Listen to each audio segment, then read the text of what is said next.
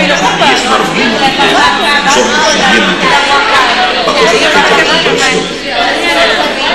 Y no halló nada.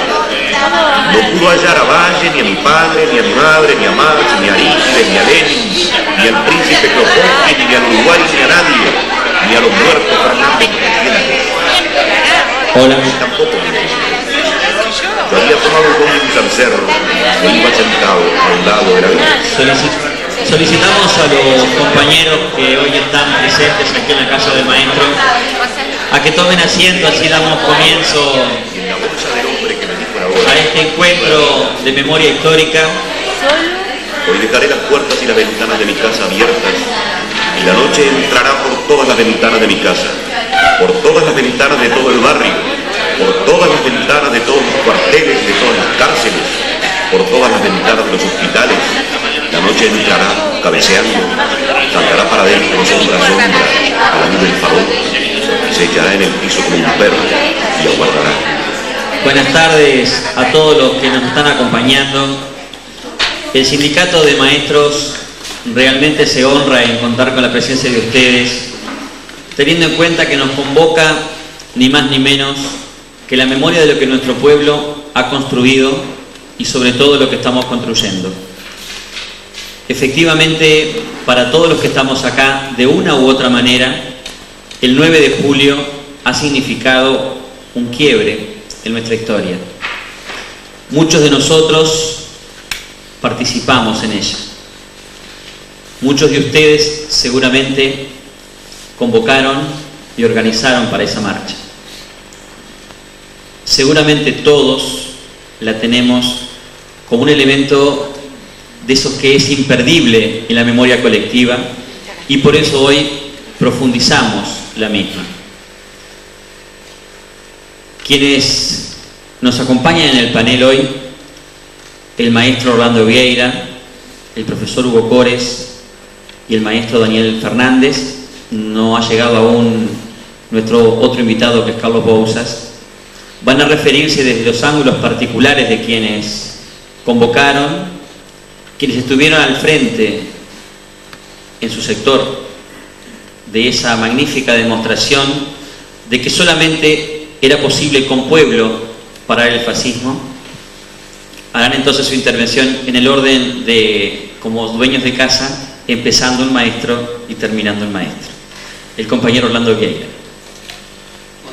Gracias, compañero. Muy buenas tardes a todos. La verdad que tengo que agradecerle a Lemo esta oportunidad, pero no era yo el más indicado seguramente para estar ante ustedes, más allá de que participamos en esa época durante los años de la dictadura. Segundo, reencontrarme con viejos compañeros y algunos nuevos también, que bueno, eso habla, es un buen síntoma de lo que el sindicato está emprendiendo, esas tareas para desarrollar en este periodo particularmente de ejecución presupuestaria. En verdad, compañeros, que nosotros habíamos escrito algunas líneas sobre este tema para no divagar y poder concretar algunos puntos que nos pensábamos realizar. En primer lugar, dejar una constancia simplemente que en nuestra opinión la noche oscura del Uruguay no fue un proceso lineal de 11 años. Arrancó del año 68 y aún antes, y en realidad fueron 16 años de lisa y llana represión de detenidos desaparecidos, de exilio, de muerte y todo lo que nosotros sabemos y conocemos. Pero para esa etapa del año 68, algunos elementos que habíamos señalado en nuestra información, las medidas de seguridad de esa época, la muerte de liberarse, Susana Pintos, Hugo de los Campos, la parsimonia de ese periodo, en realidad me parece que lo que puede hablar con mucha propiedad es el compañero Hugo Cores. Por lo tanto, esa parte se la vamos a dejar a él y vamos a explayarnos en otros puntos de vista que pensamos que son muy importantes. Recién hablaba el compañero Oscar de aquel 27 de junio de 1973, golpe de Estado, disolución de las cámaras legislativas y de las juntas departamentales, para refrescar la memoria histórica. La CNT declara la huelga general. El 9 de julio, hoy 27 años de aquel hecho histórico, la manifestación popular reprimida con violencia, la prisión del general Sereni, el exilio de Wilson Ferreira Lunate. 11 de julio, decreto gubernamental disolviendo nuestra central obrera CNT. El 27 de octubre, intervención de la universidad, prisión del rector y de varios decanos. 26 de noviembre, decreto de disolución de la FEU, de los partidos políticos, Partido Comunista, Partido Socialista y otras organizaciones. El 19 de diciembre, instalación del Consejo de Estado. Una breve reseña de este tema, de este periodo que siguió durante 16 años.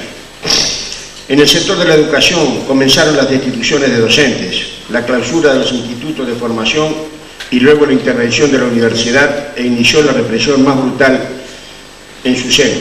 Lo mismo ocurrió con las elecciones en los sindicatos, permitidas al principio en la creencia de que sus dirigentes serían desautorizados y luego prohibidas, luego al comprobar resultados contrarios para el régimen. Y vamos a repasar también brevemente algunas etapas antes de hablar de algunos momentos que nos tocó vivir en la época de la dictadura con queridos compañeros que lamentablemente no están presentes en el día de hoy, como el compañero Víctor Brindisi y el compañero Didasco Pérez, entre otros. La Ley de Educación General se promulgó en el año 73, a comienzos del año 73. Para los que no pueden tener rasgos de idea de lo que fue eso, aunque la mayoría de los que están acá lo tienen bien presente. Pagaron muy caro con las destituciones, con el exilio o la prisión. La ley entonces de Educación General abarcaba todas las ramas de la enseñanza no universitarias, consejo de primaria, normal, secundaria, industrial, regidos y administrados por el llamado Consejo Nacional de Educación, CONAE. En uno de sus artículos de esa ley aparecía nombrar y destituir por sí, con el voto conforme de 4 de sus miembros, a consejos y funcionarios, es decir, aquellos mismos que ellos nombraban podrían ser destituidos por sí y ante sí.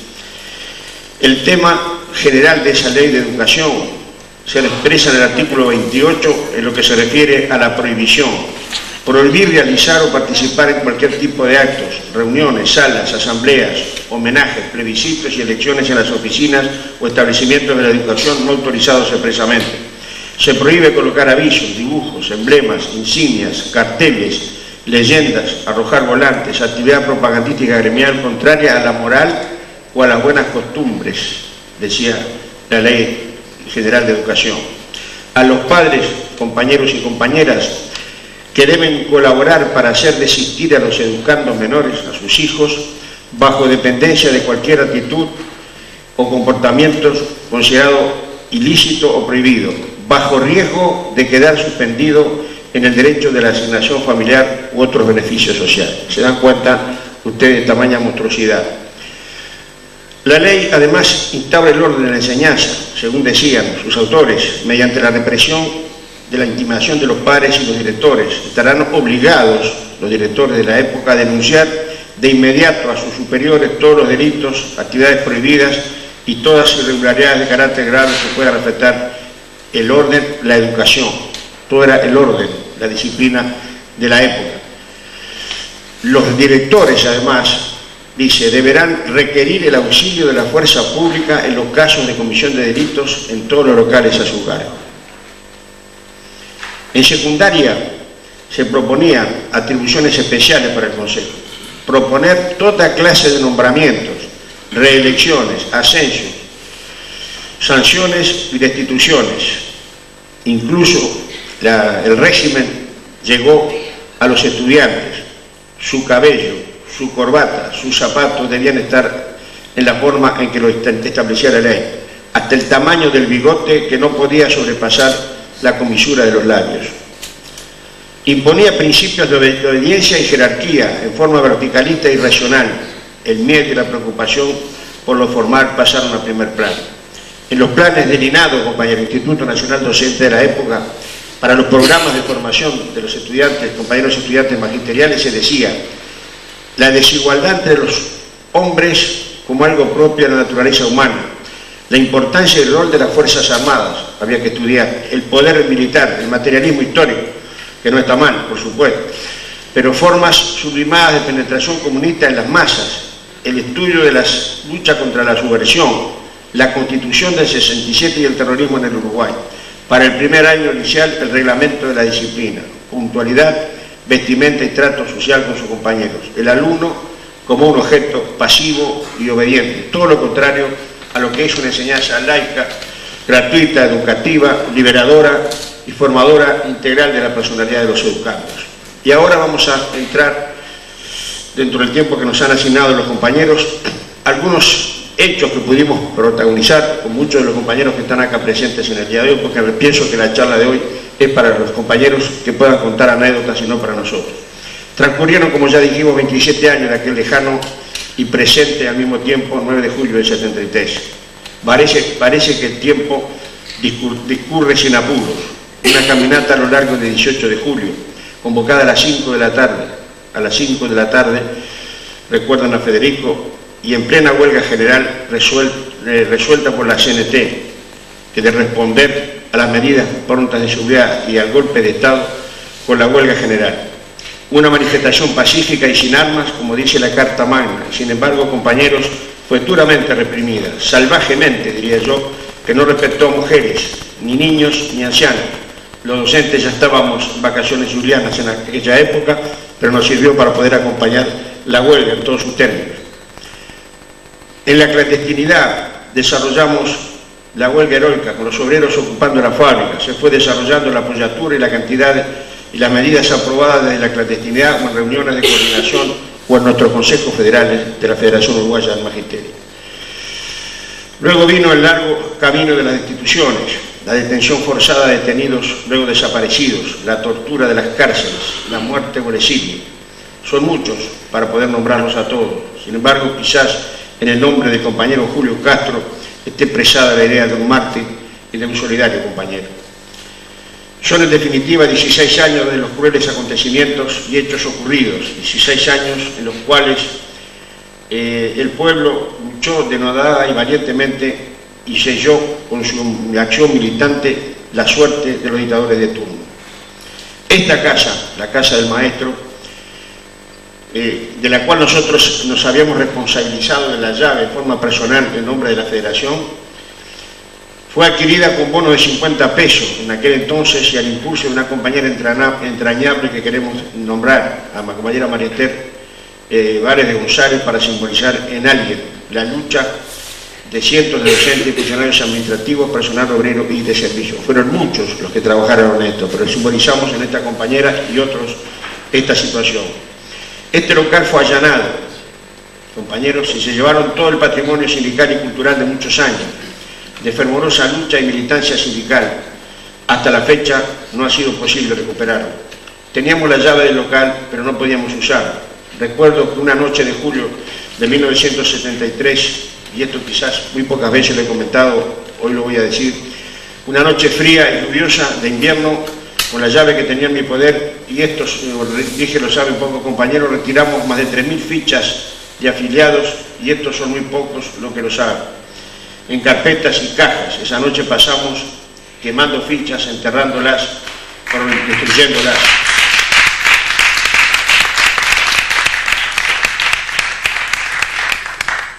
Quiero decirles algo más, compañeros. Esa noche pasé quemando esas fichas en mi casa de la calle Carnas.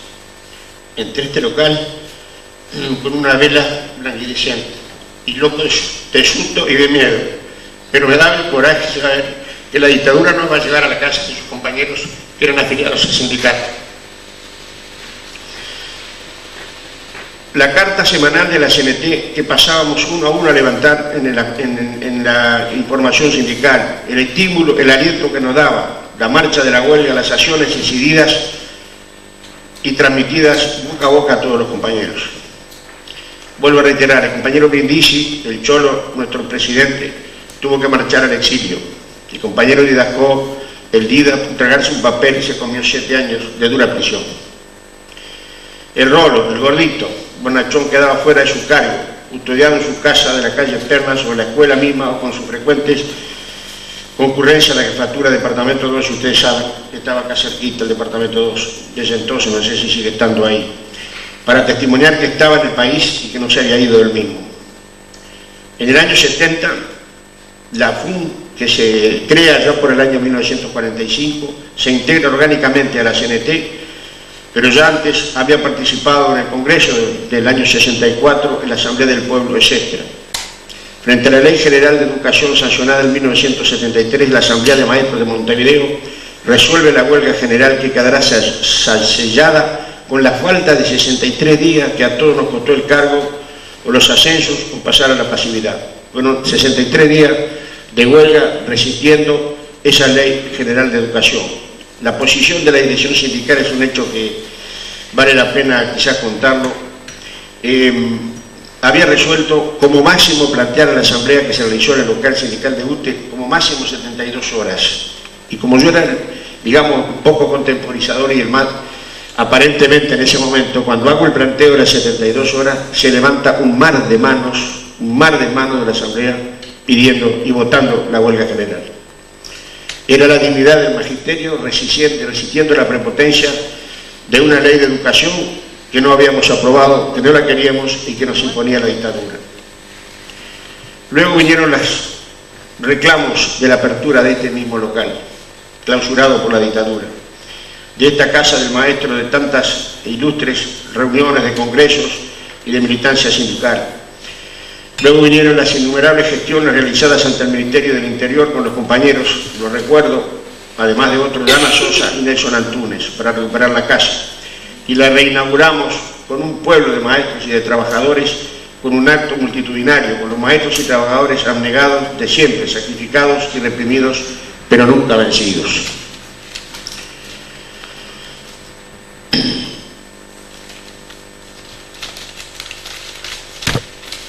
Y que tranquilo, queda poquito ya. Luego la lucha de los años de la clandestinidad, como muchos de compañeros que están acá lo recuerdan. La formación de ADEMO, nuevamente allá por el año 83, celebrando con una chorizada el 22 de septiembre, el Día del Maestro.